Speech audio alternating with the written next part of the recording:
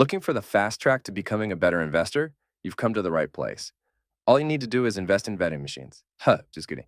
There are no BS get rich quick schemes here, just real, time tested strategies to help you become a better investor. I'm Ethan. I'm a chartered financial analyst with over 20 years of investment experience.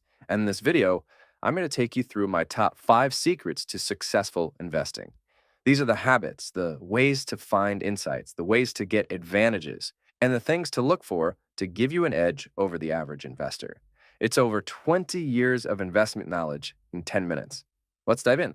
The number one secret is to think longer term than the market, because the market always prices in what is expected to happen in advance. And thinking longer term than the market allows you to see things that other people don't. The market, in this context, is just the typical investor. It's what's driving the stock market at the moment, usually whatever's dominating the headlines of the investment-related news websites at any given time. I'm not a very good chess player, but a good analogy would be what good chess players do to beat people like me. I'm usually thinking about the next move I have to make, or maybe one more at the most. Good chess players think many moves ahead. They think longer term, and that gives them an advantage over shorter term thinkers like me. In investing, I'm the one thinking out longer term, which is why I can see things that others don't see. It's a huge advantage. The best part is that it doesn't take any special skills. It's just that you have to look where other people aren't looking, so you can do it too. This, for me, is both the easiest and the most impactful thing that you can do to become a better investor.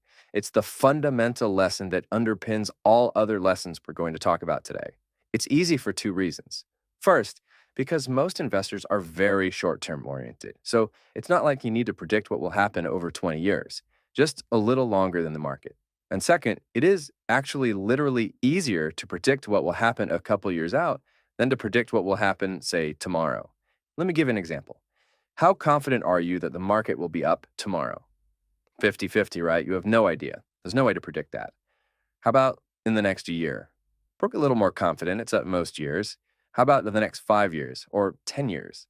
The further you go out, the easier things generally are to predict in investing, at least in most cases. Lesson 2 is the first way to apply this. Find things that don't make sense in the long term. Those tend to be great investment opportunities. Perhaps the easiest example of this was in 2020 when oil prices went negative. Think about what that meant. Oil companies were paying people to take their oil. Is that sustainable? No, of course not. So, in a day, could it go more negative? Sure, it was a crazy time. But long term, there was only one direction oil prices could go, and that was up. Oil ETFs, oil company ETFs, or anything related to that were an obvious buy to anyone who is willing to think a little longer term than the rest of the market, because that pricing clearly didn't make sense in the long run. Usually it's not that easy, but the market gives us opportunities like that all the time, and it's a key source of my best investment ideas. For a few examples, I'd check out any one of these 4 videos from March and April in 2025. From right to left, first, we predicted a stock market crash in early April and told you how to profit from it. Then, we made a call to switch to international stocks, which have crushed U.S. stocks this year. Then, we explained Trump's hidden strategy that later came to be known as the taco trade. Trump always chickens out. Of course, he's not exactly chickening out, but that is a funnier version of what is really happening. And finally, we gave an insight into some of the things that I was investing in, which are all up massively since then, by the way. Most of these investment ideas are exclusively for the members of our Fundamentals of Finance Academy, which you can find more information on in the description below. But these videos are good examples of the thought process in action if you're trying to learn how to do it yourself.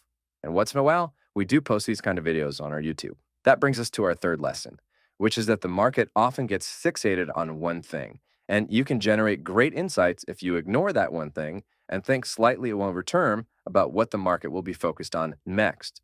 In 2020, COVID cases were all that drove the market. When's the last time you saw a headline about COVID cases? I couldn't predict them any better than anyone else, but I was thinking about what was next, which was the market recovery. What does great in a market recovery?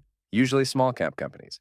So I didn't know exactly when the market would recover, but I was pretty confident that it would. In 2022, the market was focused on rising rates and inflation. That's all that mattered, and growth stocks sold off. Well, Do those things impact the profitability of large, highly profitable growth companies that don't need to borrow much? Not really, not much. They impact their valuations, but it was obvious that they would recover as soon as rates stopped going up, whenever that happened to be. That created a great buying opportunity.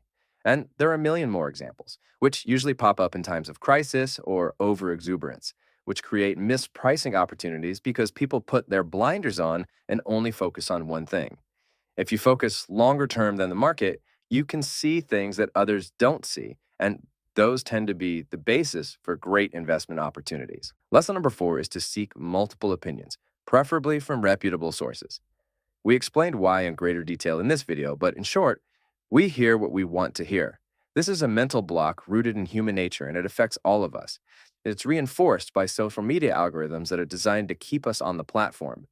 If we only hear one side of the story, we're missing critical information that could change our minds. And when it comes to investing, that could lead to huge mistakes. If you want to be a great investor, you must consider all sides of the story. Remember, it doesn't matter what you think should happen, it only matters what will happen. And whatever most people think will happen is already priced into the market. So you need multiple opinions to make sure you have a good, balanced source of intel to make smart decisions. If you come to a different conclusion than most people after hearing all sides of the argument, then that's an investment opportunity. Lesson number 5 is to stay diversified. This might sound simplistic, but it's extremely important because, to be honest, nobody has a crystal ball. I'll spare you the academic jargon and just say every stock has what I call the Enron risk.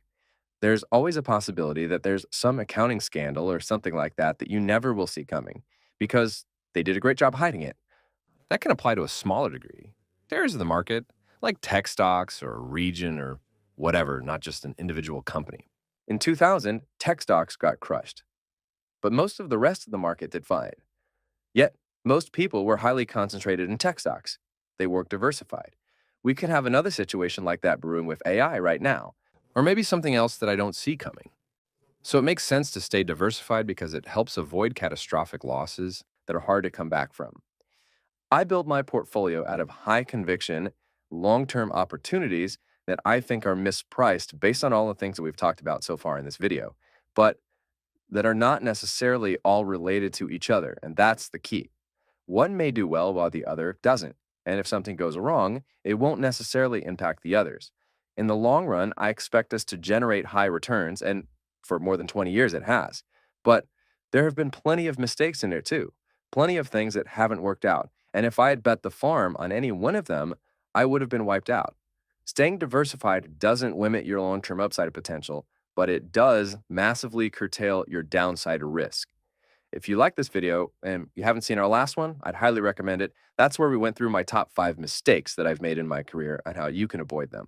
And if you're really serious about becoming a better investor, hit that subscribe button and consider joining the Fundamentals of Finance Academy, where all of my investment ideas are posted and you get direct access to my partner Cal and I, along with a growing community of like-minded people who want to take their finances to the next level.